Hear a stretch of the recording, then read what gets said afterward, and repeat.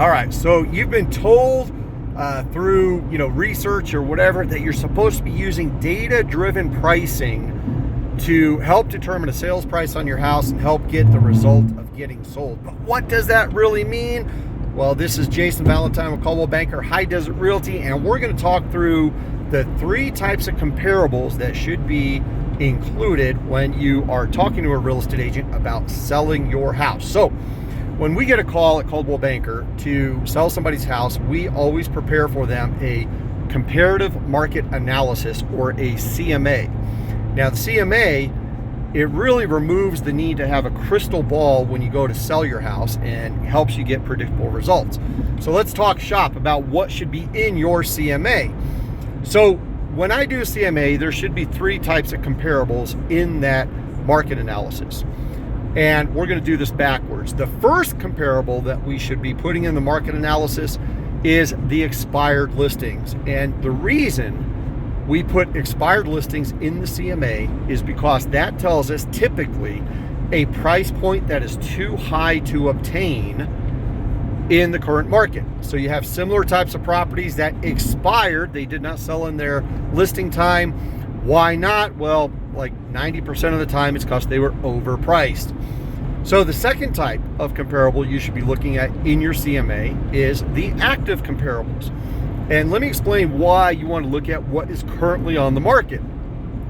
Active comparables represent the competition that's going to go against your house when you come on the market and try to sell. So let me just give you an example of how this is important and how the principle of substitution plays a role.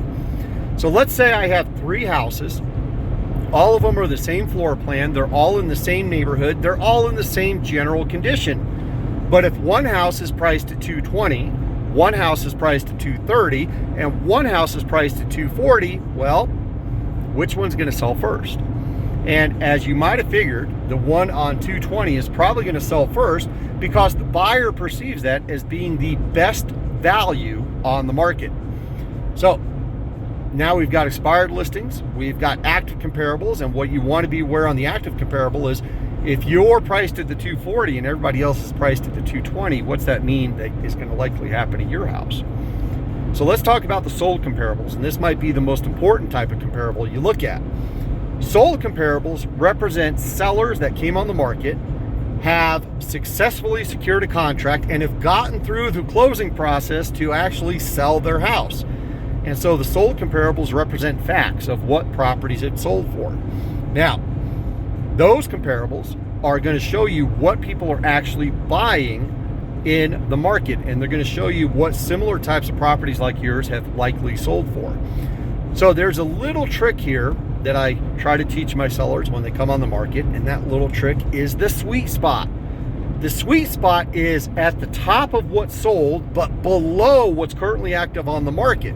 So let's just say, for example, everything that sold was between $215 and $225, and everything that's on the market is between $220 and $240. What I'll encourage the buyers or the sellers to do is to price the home right at $219.9, because then buyers perceive that that is the best value on the market, and that's where you get a ton of showings and a lot of activity on your property, and likely you're not just going to get one offer, but you will get more than one offer. So this is a little bit of information on how you can use data to actually help you get a result on the market, even in a tough market like ours. And that way you don't have to be sitting there wondering when is your house going to sell. You can be sitting there with relative certainty expecting a predictable result. So this is Jason Valentine with Coldwell Banker, High Desert Realty. If you need more information about how to sell your house, give me a call. The office phone number is 505-863-4363. My cell phone number is 575-496-1068. Or you can click on a link here. I've got a link somewhere on this video that's going to let you book right to my calendar, and just book a time that works for you and I'll give you a call. So wishing you the very best. Get your property sold in this type of market using data, so you're not leaving a bunch of money on the table and you're not sitting on the market longer than you need to be. Talk to you later. Bye-bye.